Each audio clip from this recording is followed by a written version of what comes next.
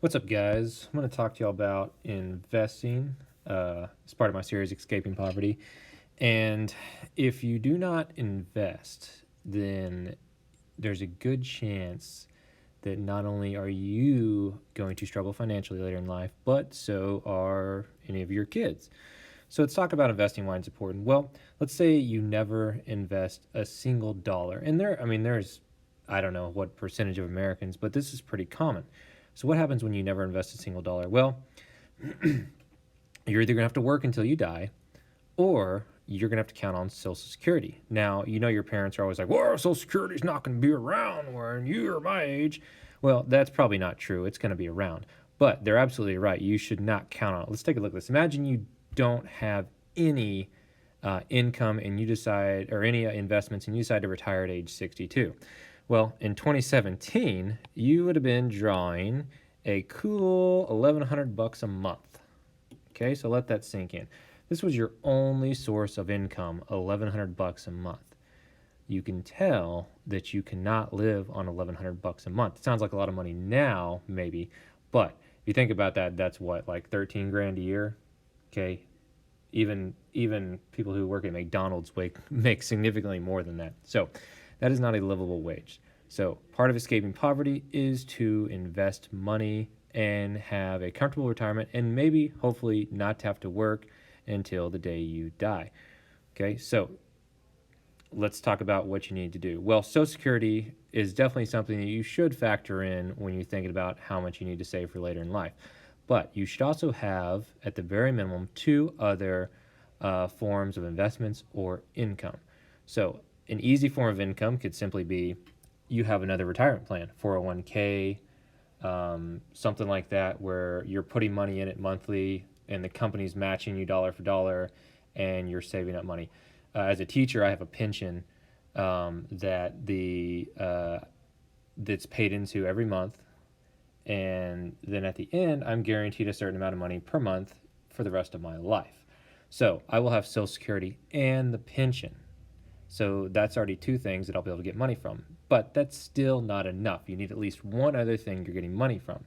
So first, let's talk about what to avoid. A lot of people want your money, and a lot of people don't really want to help you.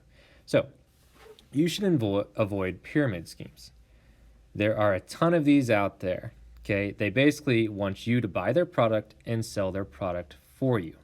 There's a lot of sports medicine type stuff. There's a lot of sports clothing type stuff going around right now. And they are pyramid schemes. Legally, they're called multi-level marketing businesses, but they are pyramid schemes. So how do you tell? Well, if there's startup cost, okay, so let's say you want to invest, do a little part-time work, and you're like, well, I'll just invest this $500. And they'll use the word investing, trust me, because they want to use those buzzwords to draw you in. So they'll say, hey, if you invest $500, you could make $10,000 from this $500 investment. It's all bullcrap. Yeah, you could make $10,000, but the amount of time you would have to work and the amount of people on your social media you'd have to basically betray and kind of strong arm them into buying your crappy product, it's just not worth it. So any company that wants you to pay money to buy their product to sell for them, that's a pyramid scheme. Walk away. No inventory buybacks. So if you can't sell it, guess what? You're stuck with it. And here is the kicker. It's an emphasis on recruitment rather than sales. Let me erase that so y'all can see that. Emphasis on recruitment rather than sales. So really, even though they are trying to get you to sell some of their product, really they're trying to recruit. They're trying to use you to recruit your friends to also sell this product. Why? Because if they can get your friends to pay the $500 startup fee, then they just made even more money, and they don't care if you ever sell the product. And they'll offer incentives. They'll be like, hey, we'll give you $500 if you can get 3 friends to sign up and pay the $500 fee. Do not betray the people you know and love like that. Stay away from pyramid schemes. Second, there's another pyramid scheme picture. Second, because I don't have an image for it. There are some cryptocurrencies, kind of the new one, and I'm not saying all cryptocurrencies are pyramid schemes, but there's a lot of scams involving cryptocurrency. So how do you recognize that? Well, it's kind of the same way you recognize a pyramid scheme. They want a lot of your money up front, and they want you to recruit other people. So they'll give you some additional coins if you recruit more people into this thing. And then another way to tell on cryptocurrency, the big one is they say, hey, you can make a 50% return in a year, or you can make a 100% return in a month. Okay, generally, 10% return in a year is about the max you're going to get in a guaranteed form. What does that mean? That means if I invest $100 into something and someone says I'm guaranteed to get $200 back at the end of the year, there is a 99.9% chance that is a scam. Okay? If I invest $100 in something and they say I can get $110 back at the end of the year, that might be legit because that's a 10% gain. Anything over that mark, it doesn't seem like a lot, but it's actually a lot if you add it up over the years, is probably a scam. So be very, very aware of any cryptocurrency that claims you can double, triple your money in a short amount of time, even as short amount of time as a year. Okay, it might happen, but if they're guaranteeing that, it's a pyramid scam, which means as soon as people stop buying into it and they figure it's out, the price of what you all those crypto coins you own go to zero. So be wary of that. All right. So, when to invest? Okay. Well, here's the deal. Say you invest $100 a month, starting at age 25 down here. $100 a month.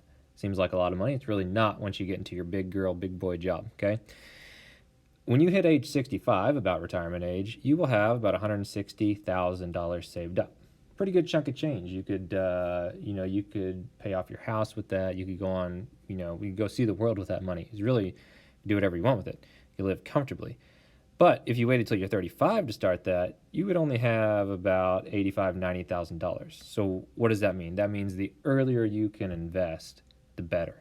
And these rates right here, this exponential growth curve, is only with about 5% annual compound rate, which is pretty easy 5% is not that hard to maintain. Historically, you're almost guaranteed to get that in certain situations, okay? Now it says start investing early is the best. There's just no denying that. However, there are some caveats to that. If you notice, this says an annual rate of plus 5%. If you owe debt at a greater rate than 5%, then you shouldn't really start investing. Your focus should be paying off that debt. What does that mean? Well, if you have a car loan at 8% or you have a credit card at 18%, you will actually make more money if you just pay off that credit card or that car loan.